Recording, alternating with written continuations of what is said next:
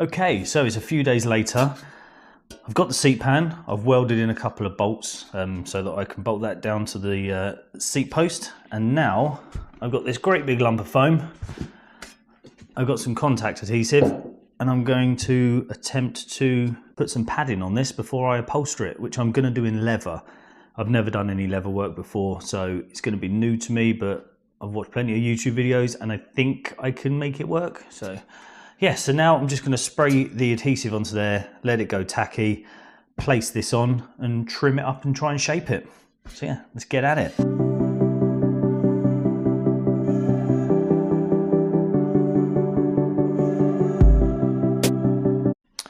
Okay, so it's now fully dried. It ain't going nowhere. So that means I can start trimming. And once I've trimmed it to the shape, I'm going to be using a angle grinder with like a flappy disc on it. And I'm going to be trying to just shape the foam. As you can see, it's quite thick foam. I think I went for 3" on this. So the idea behind that is it gives me enough to play with to kind of contour it and shape it. I want a bit of a thicker seat, so it just looks a bit more meatier. So, and also hopefully be a bit more comfortable as well. So now let's get trimming.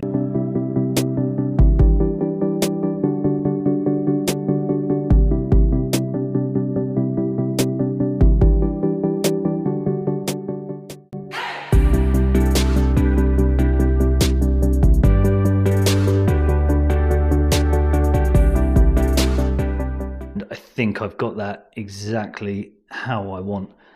I'm not sure if that comes across on camera or not, but I think I need to just take a little bit out of this edge here. It looks like it's maybe just slightly more bulbous on this side. So I'll just do that.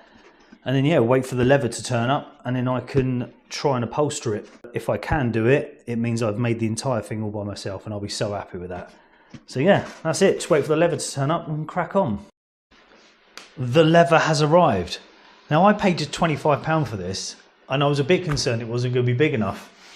But look at the actual size of this. Unbelievable. So I've got plenty of material here in case I make a mistake, which I probably will because I've never ever done this before.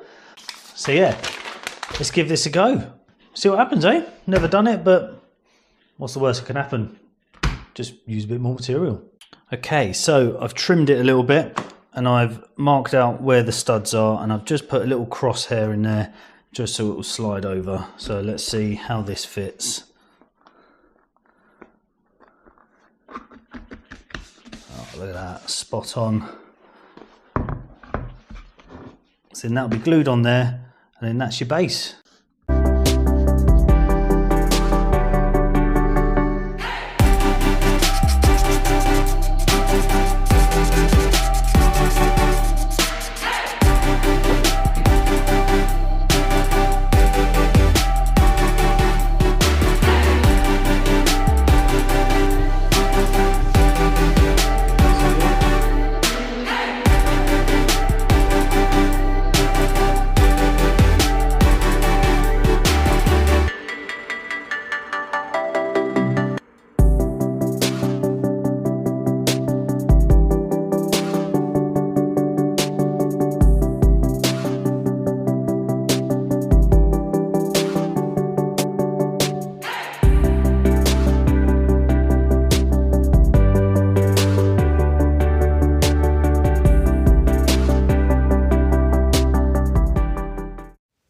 Now, as you can see here, I'm using a leather hole punch.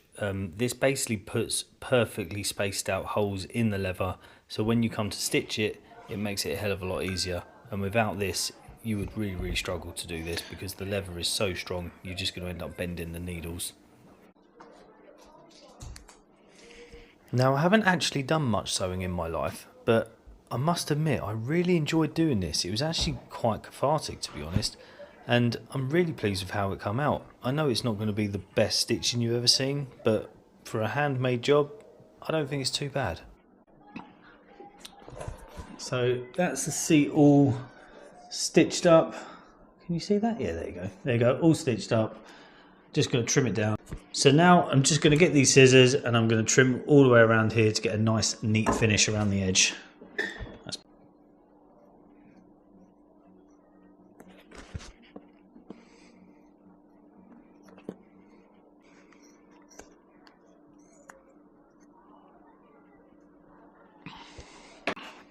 And there it is. There is the finished product. Now I am super happy with this. The way this has come out is probably better than I could have imagined, to be fair. So yeah, can't wait to get this mounted on the bike now. So if you enjoyed watching this video, don't forget to like and subscribe. And in the next video, you'll be seeing this on the bike.